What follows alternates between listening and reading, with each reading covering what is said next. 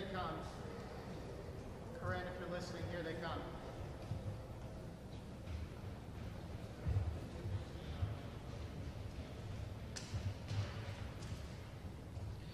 Good afternoon.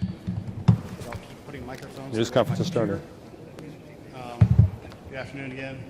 My name is Gabriel Sterling. I'm the statewide voting system implementation manager for Secretary of State Brad Raffensperger. I wanted to go over a few more details of where we stand right now, and I will give the caveats that this could have changed as I walked across the street, that this is an ever-changing environment we're in. But we've come down to approximately 47,277 ballots still outstanding that are with the counties currently. And I'll go through the list as we did last time. Then I'll try to come back and give some specifics as to where we stand. Chatham, 17,157. Clayton, 6,026. Cobb, 700. Floyd, 682. Forsyth, 4,713. Fulton, 7,305. Gwinnett, 4,800. Harris, 3,641. And Lawrence, 1,797. And the little one down here at the bottom, Taylor, 456. Now I'm going to go through and kind of give you where we stand and the situations behind these numbers. So we'll start at the top. And if you notice, several of the counties that were there this morning have now dropped off as they have completed their uploads of the ballots that they had in hand. Chatham County is still currently scanning. I know they're working. We have an investigator there just to keep an eye on things, because at some point one of y'all are going to ask me what happened down there, and I need to be able to answer with first-hand account from our own people. So that's what's happening there. Clayton County, we talked to them this morning and again after lunch. They're continuing to work. They have continued to scan and make uploads. As you notice, their total has dropped. Cobb County is continuing to finish off their ballots there. Floyd, I don't have a clear answer on the 682 just yet. Forsyth, Mandy, who's a great elections director, is working to get through that stuff. She is very much on the side of being accurate rather than being fast in some ways, which is really good and helpful because she is a very diligent director. Fulton continues to draw down their number. They have 7,305. Again, with the work of our monitor in there, we're keeping a close eye on that number. There were 1,200 ballots with a second stage of signature match. They were brought over from State Farm Arena today. They're inside that total. One other specific item I have from Fulton County is they have 3,900 provisionals. I do not know the coding on those provisionals. As you may or may not know, depending on the coding, there has to be actions done by the voter, or there's an automatic acceptance of those ballots. Again, depending on the coding of those, and I do not have that detail. Gwinnett is down to 4,800. We had discussions with them about why they have the 7,700 out there. Part of that is just a scanning differential between the accepted ballots and those that were reported. So their actual total is about 4,400 of the absentee ballots to scan and report. And they did have an issue that was asked about earlier this morning. They had a corrupt memory card on one of the early voting ICPs, the polling place scanners. They discovered that. They took the ballots from that. They rescanned those, and those will be included in the totals. It's approximately 400 votes. And that is included in the 4,800. But that's one of the benefits of having a paper backup, is that you can, if those situations occur, you can take care of things. Harris is continuing to work. Lawrence County, we talked to them this afternoon, and they are trying to figure out exactly where the batches are for the 797, because they had thought they had uploaded them, and they looked and realized they had not. Taylor had a unique issue. They did their absentee ballot printing in-house. Something along the way made the ballots not the appropriate size. So if you have a ballot that is based on coordinates, which a hand-marked ballot is, and it is not the right size, it cannot be scanned. So they're going through the process of duplicating each of those ballots on the ballot marking devices, and then what they have to do is have to take the original ballot and the duplicate ballot, so they can tie them together, have to be marked that each one matches to the other one, to keep a paper trail alive of the original artifact of the voter. They will take those ballots, and it's 456 of them, and then run them through their scanner. They are a little over halfway through that process right now. As you can imagine, it's an arduous process. You want to be precise and make sure you get the ballot reflecting exactly what the intended vote of the voter was. So again, that gets to a total of 47,277. On another note, following up on another question that was asked earlier today, we have, this is included in the counts we have right now. There are 17,529 UACAVA, which is our military and overseas ballots that have been accepted in the counties. And as I noted earlier, under the federal laws, the UACAVA ballots that are postmarked by Tuesday can be accepted up to tomorrow, Friday. So of the pool of those, there are 8,899. That doesn't mean that any of them will arrive, or it means that all of them could arrive. We have no way of knowing that number. So I just want to make that clear. It's not there's 8,900 ballots to be counted. Those are ones that could arrive to be counted in any subset thereof. So with that, I will answer any questions you may have. Mr. Secretary, can you tell us how long you think it will take for the count to be finished? Well, let's see. First of all, not the Secretary. I'm a statewide voting system implementation manager. I apologize about that, sir. Well, let me ask you that question again, Yeah. sir. How long do you think it will take for these to be counted? Again, as we've been stating for weeks and months, that with the advent of paper, it's going to take time. We anticipate having the count quote unquote done when the legal deadline for certification is, which is going to be 10 days after the election. That's when we're done, because there are ballots that are still coming in, there are ballots to be cured, there are ballots that are provisionals that are to be verified. So we can't know how long the process will take. We hope to have clarity on the outcomes of these elections as soon as possible. However, when you have so many important elections in the state being so close, done is a very relative term at this point. We're trying to get all the legal votes counted accurately so we can give the right results and make sure that everybody's vote is reflected properly. So do you think the counties will be most... Yes, sir. What's your message to people around the state and around the country who claim the amount of time it's taking Georgia is some sort of effort to steal an election or cheat? The effort here is to make sure that everybody's vote, legal vote, is counted properly and that the actual results are reflective of the voters' intent. The issue we have in Georgia is, like I just said, it's a close vote. There's other states that have more votes to count than we do, but it's a wide margin, so nobody cares. So this is the first time we've used paper ballots in this state in 20 years. So as we said, 2 weeks ago, 3 weeks ago, the Secretary stood where I'm standing and said, this is going to take a little more time. These close elections require us to be diligent and make sure we do everything right. Yes, sir.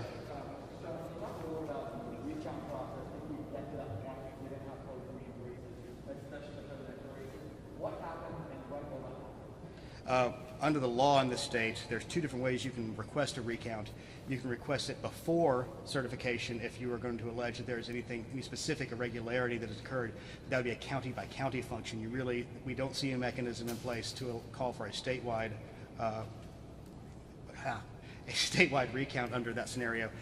The second way is it would have to be after certification, and whether that's county certification or state certification, I will leave that to lawyers. But it would potentially be after the state certification. And then at that point, one of the good things we have happening today is that we have been setting up for our risk limiting audit, and in doing that, we have what's called Ballot Manifests, where we know the amount of ballots in each one, and they are tracked, so we know exactly how many there are.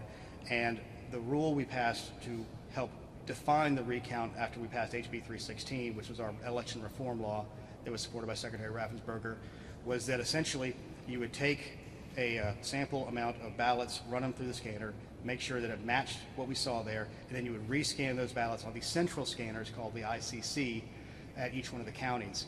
In anticipation of this, as I noted in our conference earlier, the Secretary directed that we procure the high-speed, high-capacity scanners for each and every county, regardless of population, for just such an occasion as this. In your experience, what is the cost of a recount? How long does a recount take, given this volume of votes?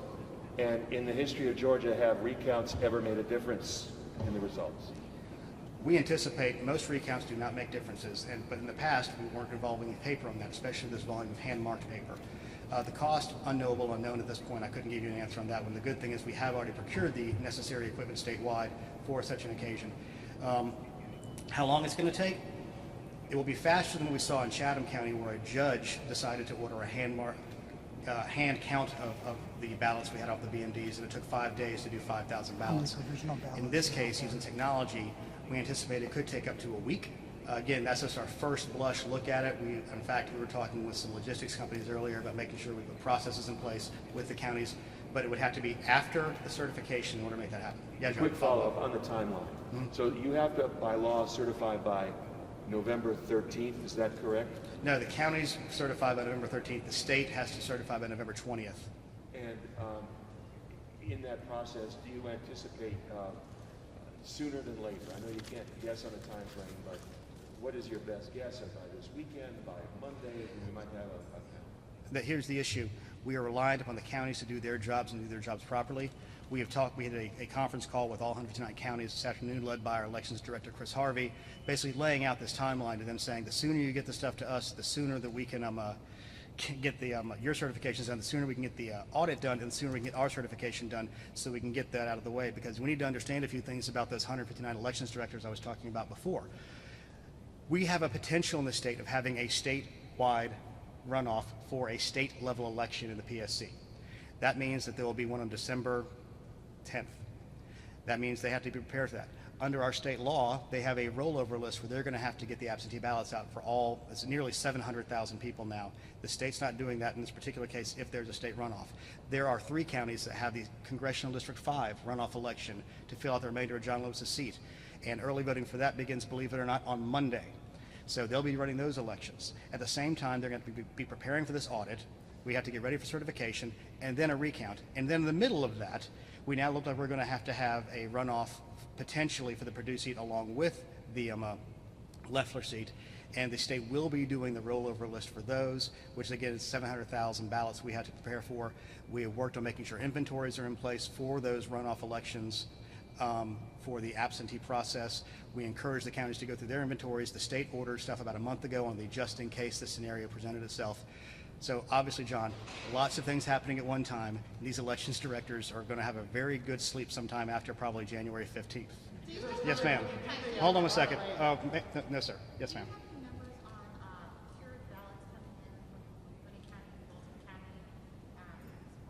At this point, we don't have any of the numbers coming in on the cured ballots on that. As you know, they have until tomorrow to cure those ballots. Stephen. With the absentee ballots that are still left to process, can you explain what the process is for processing them that takes so long?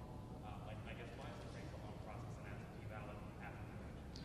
Well, one of the issues you have is, first, absentee ballots were allowed to be submitted legally by 7 p.m. on Tuesday.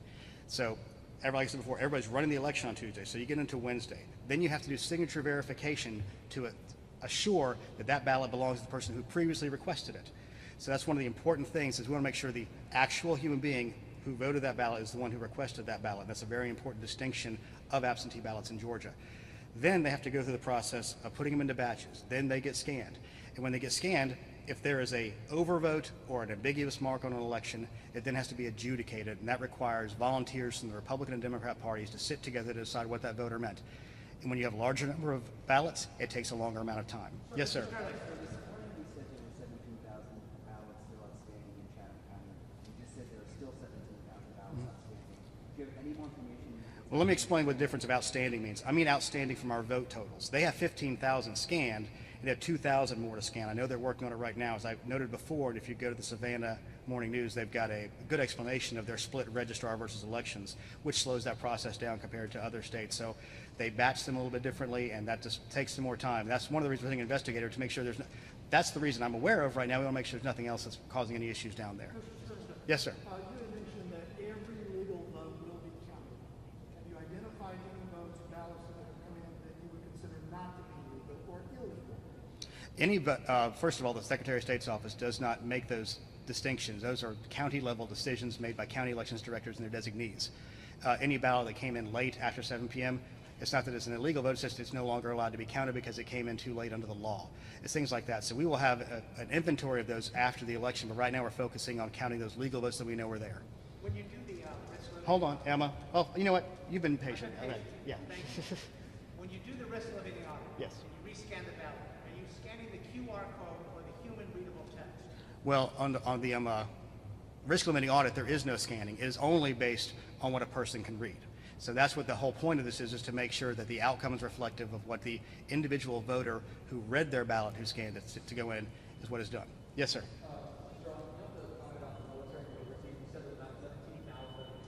Yes. Yes. Does this mean that in addition to 47 ballots are still left? This could take us into Saturday, possibly Sunday, if you want to do that? There is a possibility. Now, the likelihood is not all 8,000 of those are going to show up.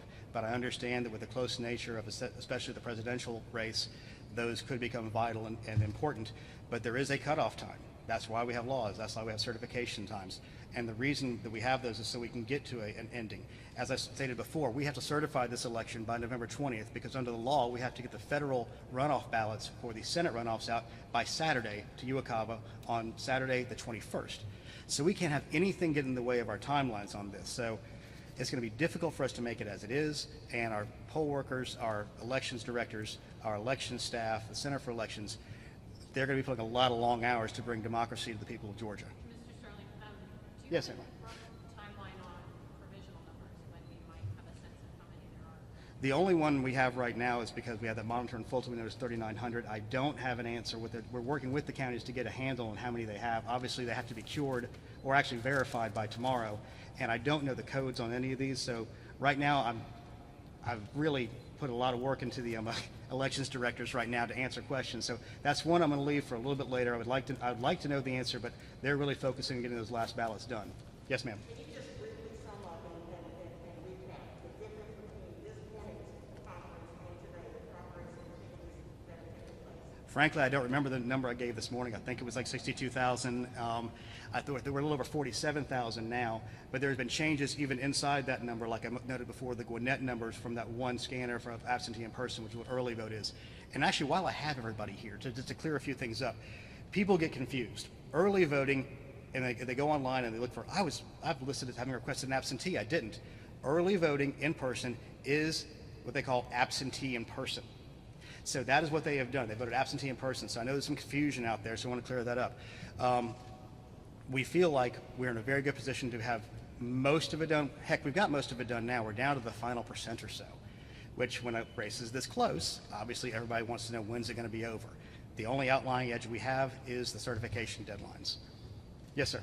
What answer do you have for the president who keeps insinuating cheating in this process? Do you have a straight answer? My straight answer in this state with these elections directors is they're doing the best to make sure that every legal vote is counted and the outcome will be whatever the voters of Georgia have chosen. And yes, it's a tight race. So be patient. The outcome will be certified. We will have an audit, so we will all know that the outcome is correct. Mr. Taylor, a quick follow-up on provisional. Hold on, CNN, what was that? A quick follow-up on provisional. What time tomorrow is the deadline? Is it end of business day or is there 5 p.m.?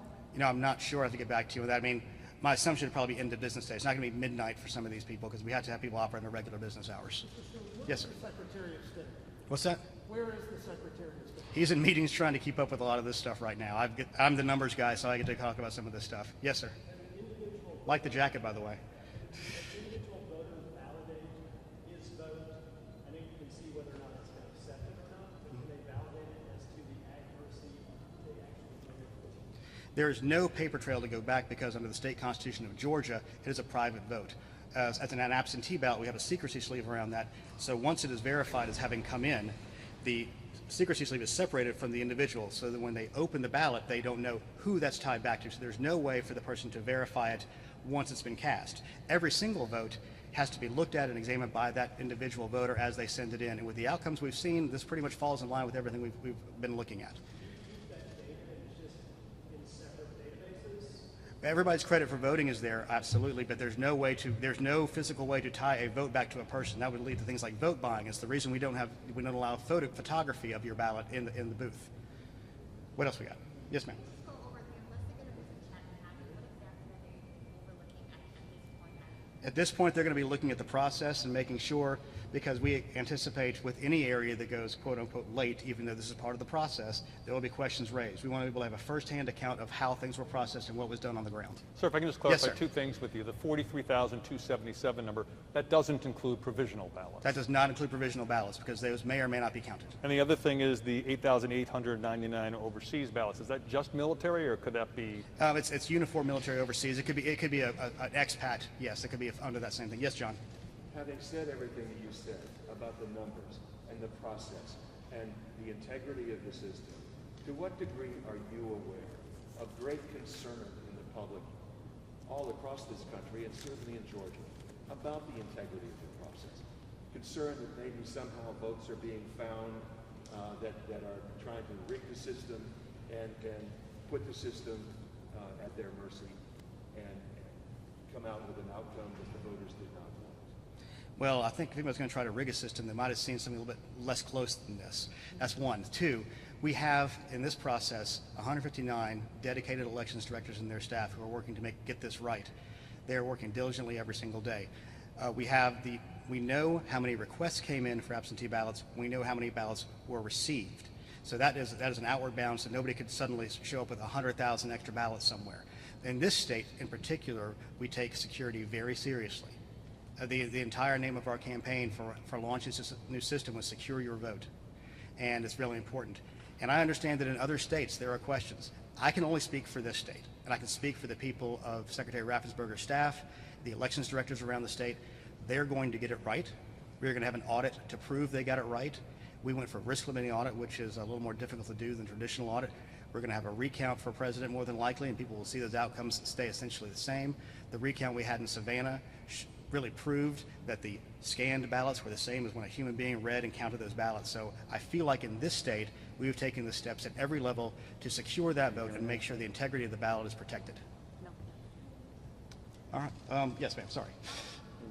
There's a lot I can clarify. The key is there's a lot more than this 43,277. There's thousands of You official. mean 47? And 47 I know they filed that lawsuit. Anything else? All right. Thank you all very much. Have a great day. Oh, John, come on. One more. We have been sending out reports about every half an hour of the ballot counts as they come in.